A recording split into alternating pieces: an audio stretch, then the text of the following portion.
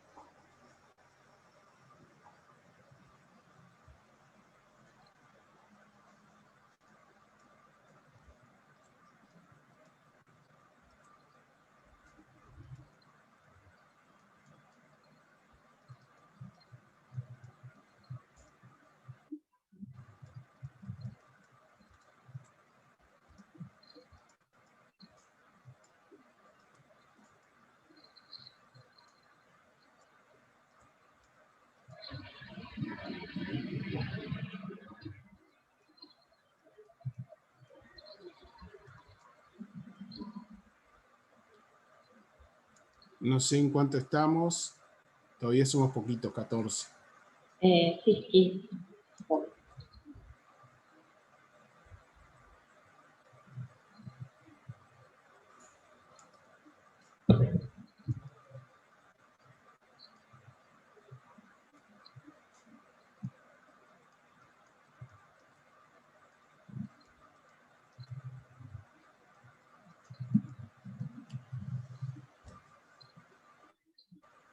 Pero bueno, a ver con los que están. Sí, quedan 15. Quedan 15. Sí, sí. La pregunta es, sabiendo que en la expresión de cómo se construye el intervalo de confianza, todo lo que está después del más menos, de la media muestral, está relacionado con la amplitud del intervalo, ¿cómo hago para disminuir la amplitud variando uno solo de estos elementos? Por ejemplo, variando solo z, quiere decir que sigma y raíz de n los dejo sin tocar. ¿Está? ¿Se entiende la pregunta? ¿Qué tiene que pasar con z para que la amplitud del intervalo sea más pequeña, que disminuya? Disminuir la amplitud significa aumentar la precisión. Entonces, ¿qué le tiene que pasar a z para que la amplitud sea más chica?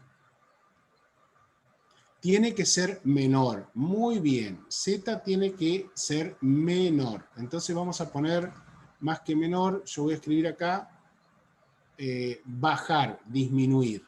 ¿Está? Tiene que bajar el valor de z. Y para que disminuya el valor de z, ¿qué es lo que en realidad tiene que bajar? Porque z ¿con quién está relacionado?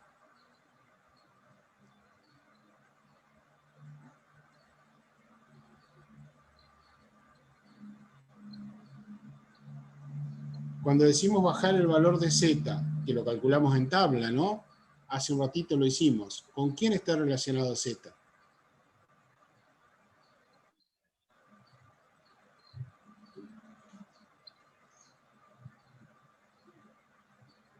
¿Está relacionado con sigma? ¿Está relacionado con mu?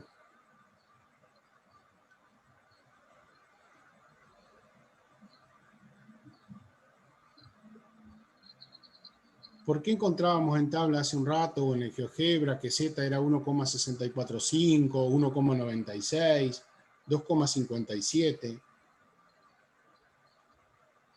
¿Qué necesitamos para calcular z? Si les preguntamos acá directamente, ¿qué necesitamos para calcular z? ¿De dónde salía este valor de z? ¿Qué es esto que ponemos acá? ¿Con qué está relacionado? La fórmula de Z. Silvia, Sí. hay una chica que dice que no la has admitido. A ver. Serena, allá. Mientras tanto, chicos, sí, no gracias. se me pierdan con la pregunta. Cuando nosotros hoy empezamos y calculamos este valor acá usando GeoGebra, que yo les preguntaba, ¿qué tengo que poner en este casillero para poder calcular el valor de Z? Ustedes hacían una cuenta, pero partiendo de qué valor, ¿qué usaban para poner acá? ¿Qué información necesitan que yo les suministre el nivel de confianza? Muy bien, Valeria. O sea, Z está relacionado con el nivel de confianza, que es igual a 1 menos alfa. O sea, bajar Z significa bajar también el nivel de confianza. Eso es una forma de disminuir la amplitud, o sea, aumentar la precisión. Pero supongamos que yo a Z lo quiero dejar firme. Se me ocurre que quiero que Z corresponda a un nivel de confianza del 95%. Y supongamos que también estoy trabajando, obviamente que este sigma no lo voy a poder modificar porque el sigma va a ser o el de la población o el de la muestra. No puedo jugar con él. Los datos varían naturalmente. Entonces, ¿qué tengo que hacer con n para que esta amplitud sea más chica? ¿Qué debe pasar con el tamaño de la muestra? Exactamente, aumentar el tamaño de la muestra. Para aumentar la precisión, manteniendo el nivel de confianza, debo aumentar el tamaño de la muestra. Esa era la pregunta.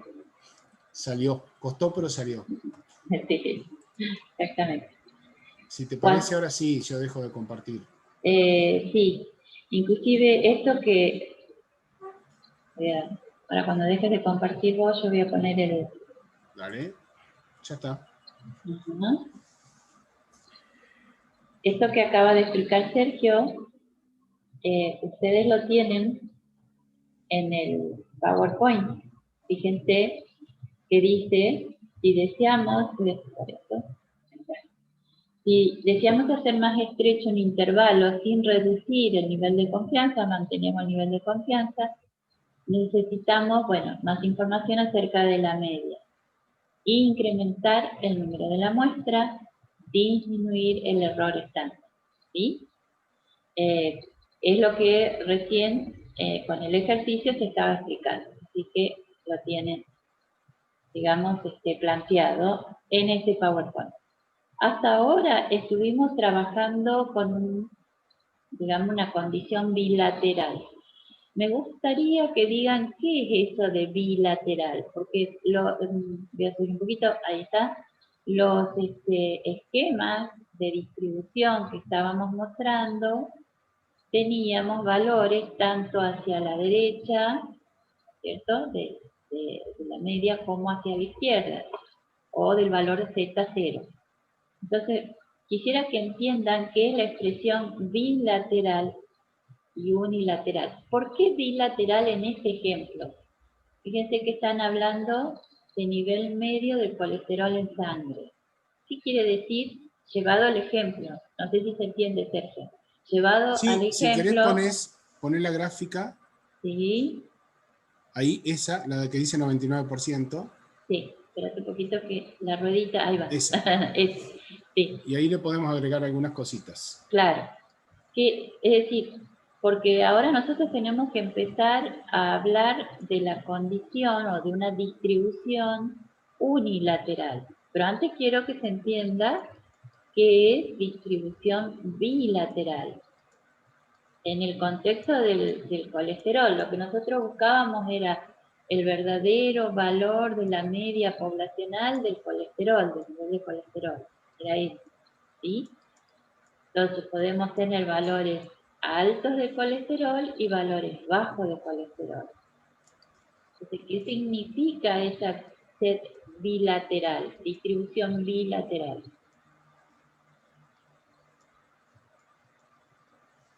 Ahí Sergio le está haciendo todos los esquemas para que respondan. ¿Qué significa bilateral?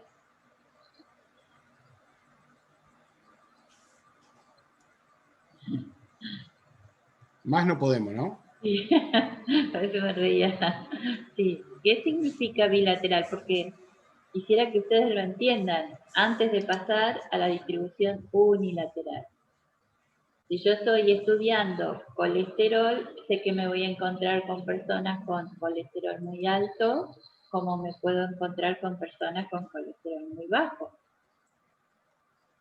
Algunos van a estar por encima de la media de la población y otros van a estar por debajo de la media de la población. ¿Qué es bilateral? ¿A qué le suena bilateral? Ya le dimos varios elementos.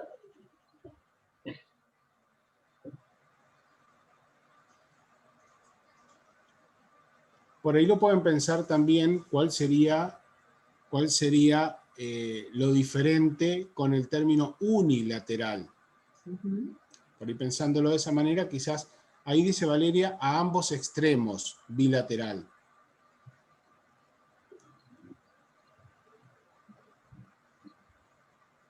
Valeria dice que bilateral se refiere a ambos extremos. O sea, yo quiero entender que lo que está diciendo Valeria es que cuando hablamos de nivel de confianza, al nivel de confianza lo ubicamos en el centro de la distribución. Por esto, yo les indicaba hace un ratito que si tenemos un nivel de confianza de 0,99, entonces tenemos un valor de alfa que es 0,01, y ese valor de alfa, que está relacionado con el error, acuérdense, se va a repartir una parte hacia la cola derecha y otra parte hacia la cola izquierda, mitad en partes iguales. Entonces tenemos ahí justamente una distribución bilateral. El error se distribuye en partes iguales a izquierda y derecha. No sé si alguien más quiere aclarar algo sobre la bilateralidad. Si lo Valeria, comprenden, por lo menos. Valeria, se te escapó una S. Bien, muy bien. ¿Está claro lo de bilateral para que podamos continuar? Sí, bueno, ok. Entonces avanzamos un poquito más y nos vamos a encontrar con, yo lo voy a presentar con el ejemplo primero, Sergio, para que se dé cuenta, ¿sí? Me gusta. Es decir, vamos a ver ahora un ejemplo donde la distribución es unilateral y vamos a ver por qué es unilateral. Leamos el ejemplo. Fíjese que en la parte superior dice, en algunas situaciones solo interesa conocer un límite. No sé por qué interesa conocer un límite. Vamos a ver.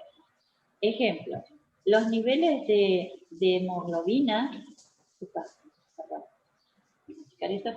de la población de niños menores de 6 años expuestos a niveles altos de plomo. Entonces, el tema es niveles de hemoglobina de la población de niños menores de 6 años expuestos a niveles altos de plomo. ¿Qué pasa con la hemoglobina cuando están expuestos al plomo? Pueden estar expuestos al plomo porque, digamos, a veces los niños comen o rasquetean pintura o algún juguete que pueda estar pintado con alguna pintura con plomo. Ustedes dirán, ¿por qué tienen niveles altos? Hay muchos otros motivos, pero estos son los más comunes. Se selecciona una muestra aleatoria de tamaño 74 de la población y se encuentra que poseen un nivel medio de hemoglobina de 10,6 miligramos por cada 100 mililitros de sangre. Pregunto, esa pregunta ya la hicimos, pero para reafirmar. Este valor de hemoglobina, se dice nivel medio, ¿es X barra o es la media poblacional?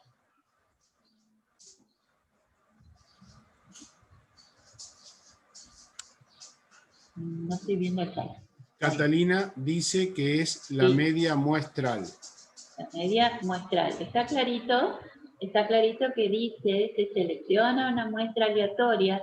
En esto voy a insistir porque después vamos a tener otro tipo de consignas que son, digamos, en los que vamos a tener que trabajar también con el desvío obtenido a partir de la muestra. Entonces, muestra aleatoria encuentra que poseen un nivel medio de la hemoglobina de 10,6. Muy bien.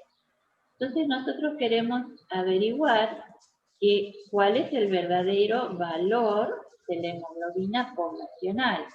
Fíjense, media desconocida, la media poblacional. Pero ¿qué pasa? Los niños intoxicados con plomo tienden a tener niveles más bajos de hemoglobina que los que no se han intoxicado. Entonces, a nosotros nos está interesando solo un sector de la distribución. ¿Cuál sería? ¿En la izquierda o la derecha? Primero pregunto eso. Fíjense que los que están intoxicados con plomo tienden a tener niveles más bajos de hemoglobina. A ver, ¿qué están contestando? Hay una respuesta de Valeria y de Sí. Catalina que dicen el de la izquierda. Yo voy a poner así, más o menos. Esto es lo que están respondiendo ellos. El de la izquierda. Si estamos hablando que lo que nos interesa es el problema de estos niños que tienen niveles bajos de hemoglobina, ¿por qué estamos hablando de unilateralidad? Y Sergio lo marcó. ¿Por qué? Vamos a mirar toda la distribución. ¿Les parece? ¿Es necesario? Yo quiero que lo enfoquen desde el ejemplo. Yo como profesional, ya sea de salud o nutrición, me preocupa que tengan niveles bajos de hemoglobina. ¿Por qué? Dice Catalina que en este caso no interesa los que tienen hemoglobina alta. Por ahí vamos, por ahí vamos. Entonces, nosotros estamos más interesados en saber, cuando se presenta el problema, en los niveles más bajos de hemoglobina. Ahí están intoxicados, exactamente. Ahí va. Muy bien. ¿Se entiende lo de unilateral? Desde el concepto, todavía no hemos hablado cómo lo vamos a desarrollar. Silvia, Sí. ¿podría ser también una unilateralidad si a mí, por ejemplo, me interesa averiguar niños con obesidad mórbida, por ejemplo? En cuyo caso yo distribuiría IMC. Una buena pregunta. Y esa, ¿se entendió lo que pregunté, no? Si Sí, yo en vez de sí, distribuir hemoglobina, distribuyo índice de masa corporal. Y me interesan los niños que tienen obesidad mórbida. Bien. ¿Sería unilateral también? ¿Y sería a la izquierda o sería a la derecha? Dice Catalina que sí, que lo que importaría estaría a la derecha en el gráfico. ¿Se entiende el concepto de unilateralidad? Es decir, lo quiero mostrar desde el ejemplo. Después, técnicamente, cómo lo vamos a calcular, ahora lo vemos. ¿Sí? ¿Está, Sergio? ¿Alguna? Sí, dicen que sí. Bueno. Dicen que sí. Muy bien. Entonces, acá tenemos el planteo ya conocido, ¿sí? Para calcular el intervalo de confianza, en este caso con un nivel de confianza del 95%, solo que hay algo que está remarcado, fíjense, que la media poblacional es menor o igual a este concepto que nosotros ya lo conocemos, la media de la muestra, más Z y el error estándar de la muestra. ¿Por qué será que nosotros tomamos solamente esta parte, ¿sí?, del intervalo? En este caso.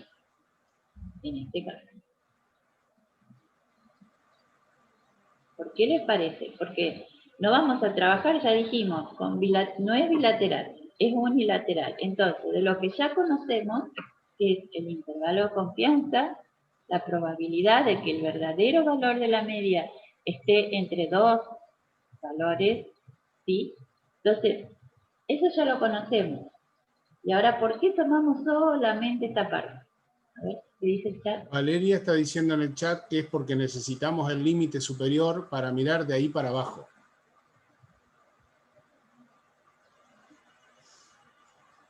¿De acuerdo?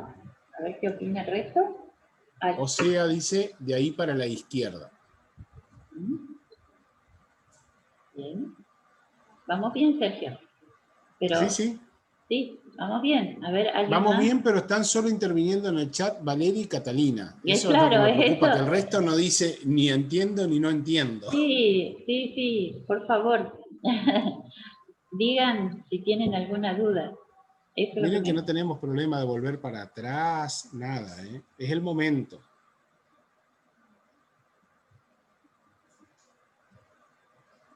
No aparece Bueno, nada nuevo en el chat. nada nuevo. Bien, entonces, lo que hacemos es un reemplazo de términos. Ahí, Sergio, vos matemáticamente se lo podés explicar mejor, Sí, sí. ¿sí?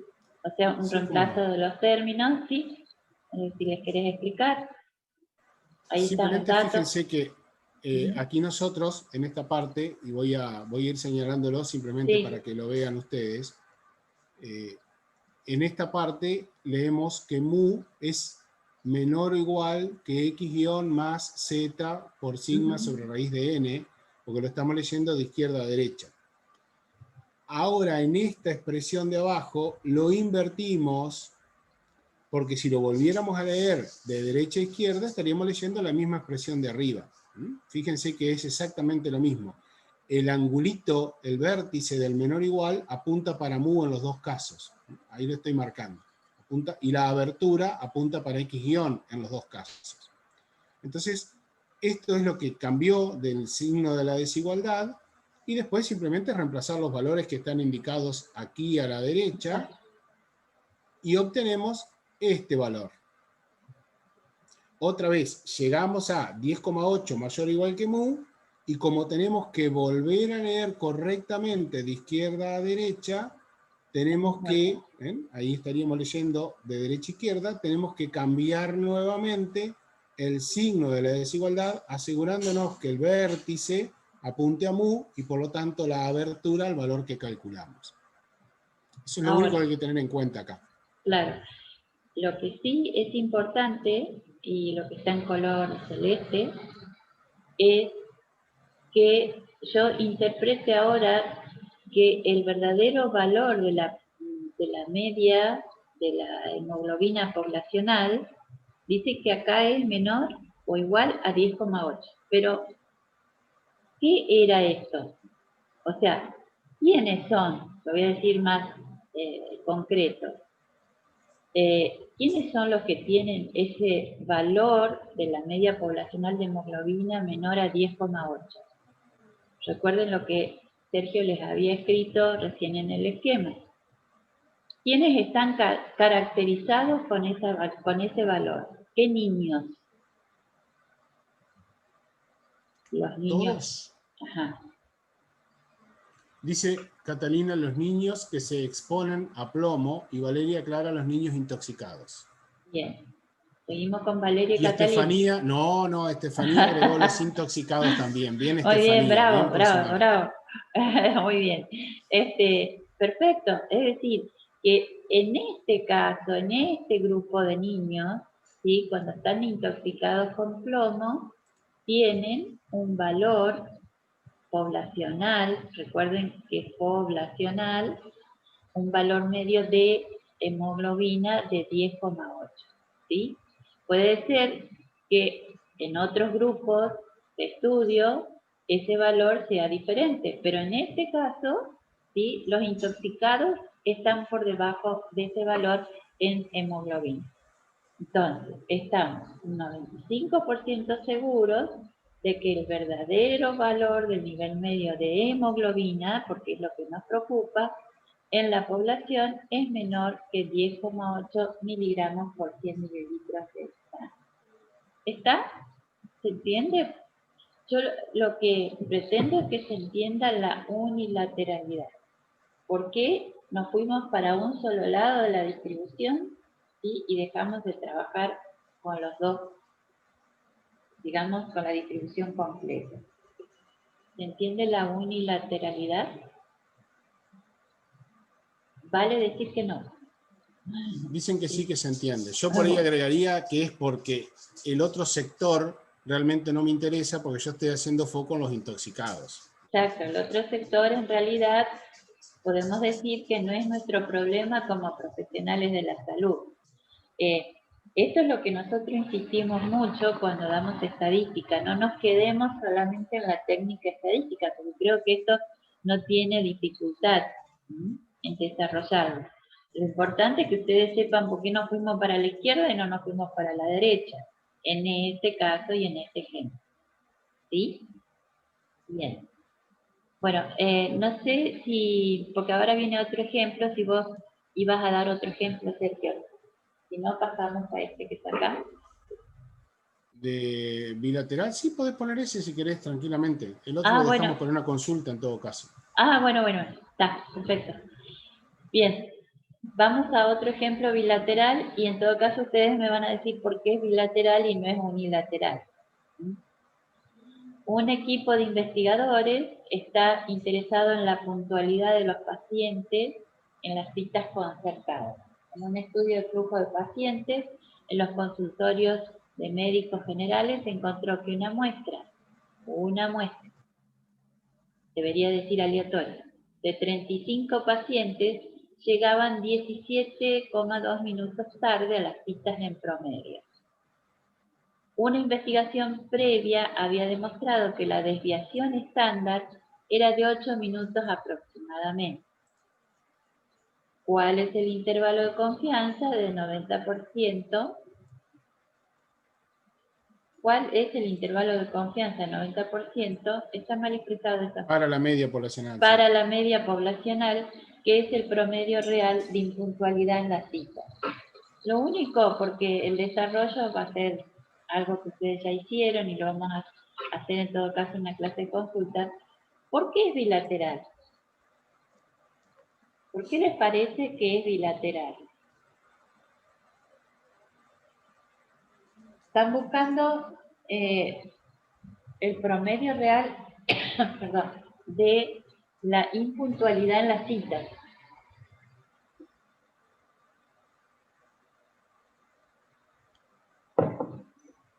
Piensen qué es lo que me preocupa, la impuntualidad, ¿no? Porque cuando ustedes imagínense que el día de mañana les puede tocar esta situación administrando un consultorio de nutricionistas tranquilamente, o administrando también una clínica con otros colegas de otras ramas. Y la verdad que los pacientes sean impuntuales es tan molesto para ustedes como para el paciente que el médico sea impuntual, porque ustedes sean los impuntuales. Pero cuando hablamos de impuntualidad, fíjense que está marcado ahí, ¿no? ¿De qué hablamos de la impuntualidad? ¿Qué es lo que me preocupa de la impuntualidad? Digo, si alguien tiene turno para las 18, ¿qué es lo que me preocupa? ¿Que llegue a las 18:10 o que lleguen a las 17:40? Que lleguen tarde, dice, perfecto, que lleguen tarde. Entonces no es tan preocupante que lleguen temprano a la cita como sí que lleguen tarde.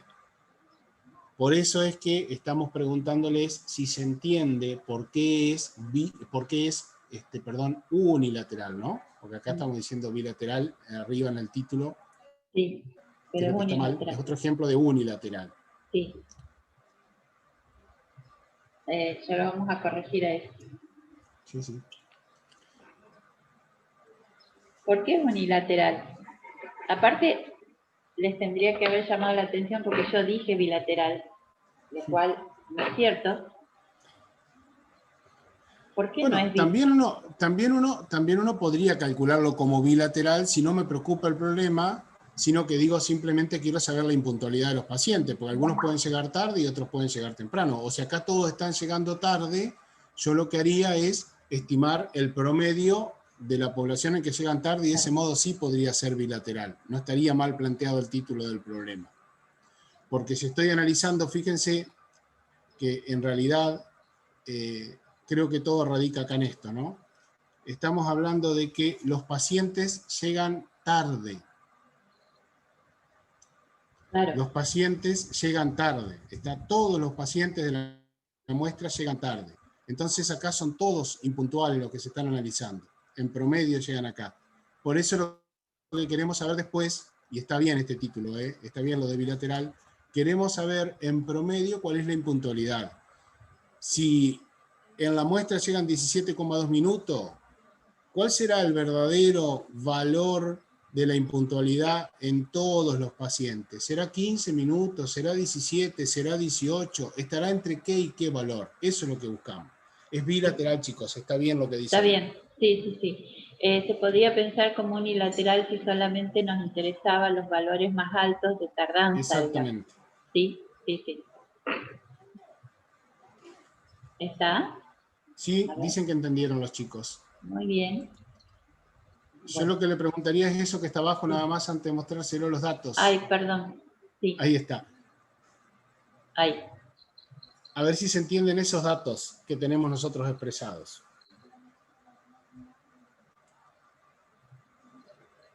¿De dónde salieron, no? Para que ustedes los miren. Sí.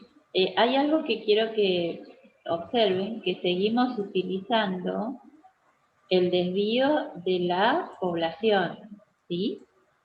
Más allá de que no tenemos la media de la población. Situación que, si ustedes recuerdan en estadística descriptiva cómo sacábamos y llegábamos al desvío, es una situación quizás un poquito extraña, ¿sí?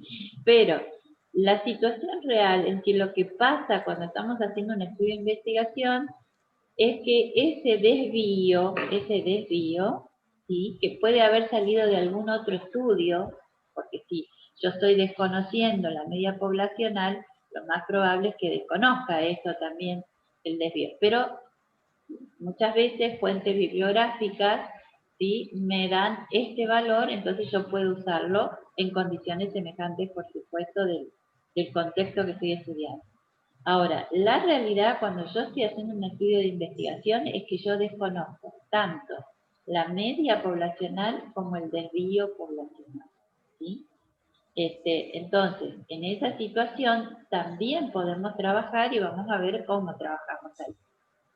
Les destaco esto porque es el tema que va a continuar, que no sé si tenemos un tiempito, sí, para dar. 7 minutos nada más, podemos conversarlo nomás.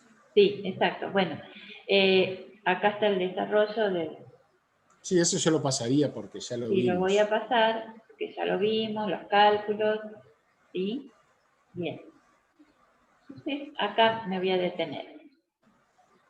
Fíjense el título, lo que dice es lo que les estaba comentando recién, que es lo que ocurre la mayoría de las veces, y sobre todo si no tengo información desde fuentes bibliográficas, que yo desconozco tanto la media poblacional como la varianza y el desvío, por supuesto, ¿sí? Entonces, estamos cambiando algo. Yo diría que ustedes, más allá de leer después lo que dice acá, pongan atención, ¿sí? A cómo se calcula ahora lo que era la Z nuestra, que ahora se va a llamar T, ¿sí? Por T de ciudad, ¿sí? Depende de una distribución de probabilidades que se denomina T de ciudad. ¿Qué es lo que cambió acá dentro?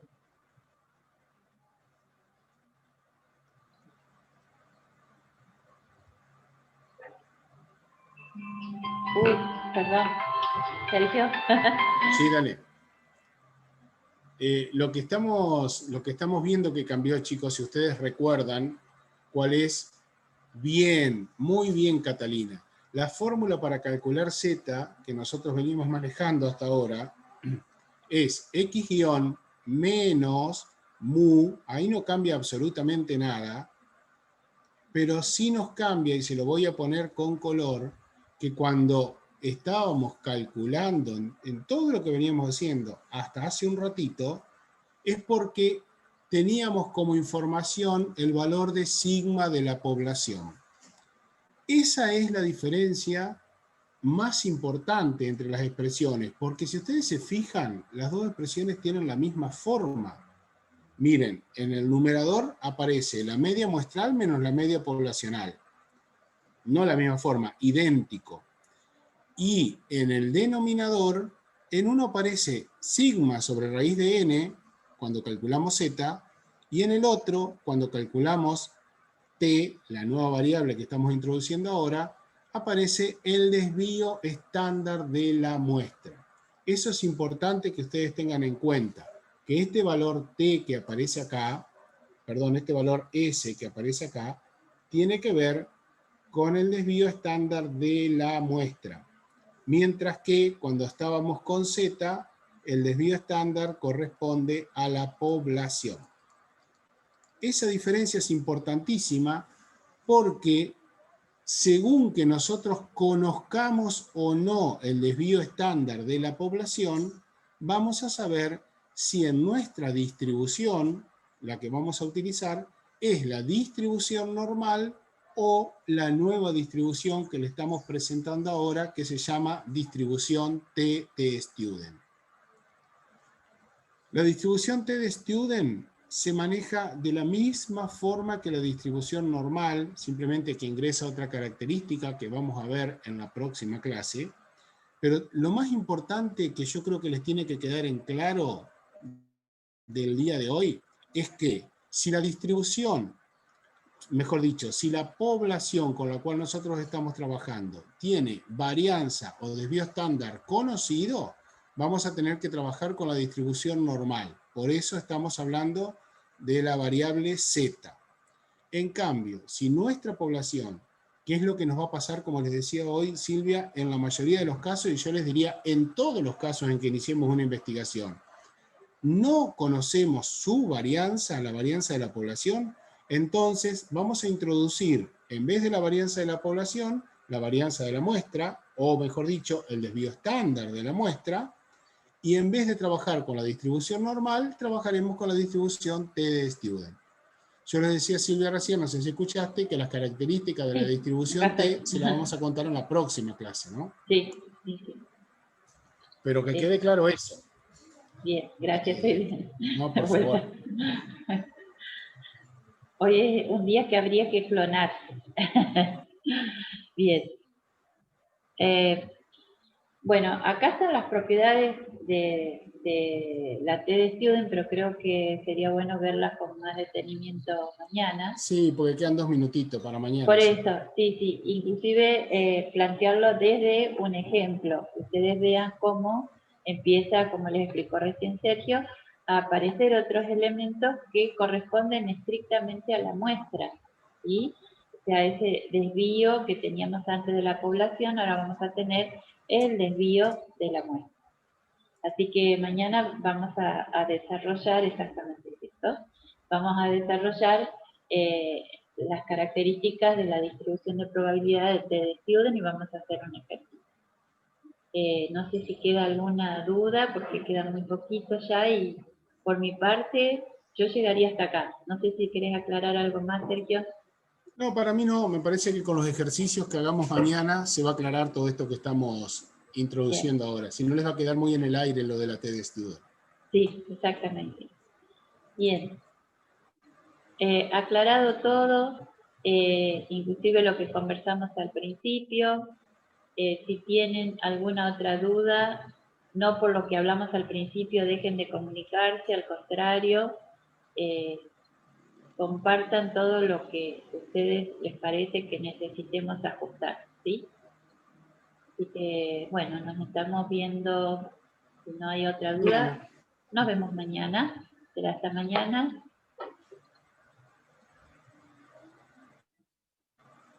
Bárbaro, hasta luego. Ok, hasta luego. Gracias. Chao, hasta mañana. Hasta Chao, mañana. Sofía, hasta mañana.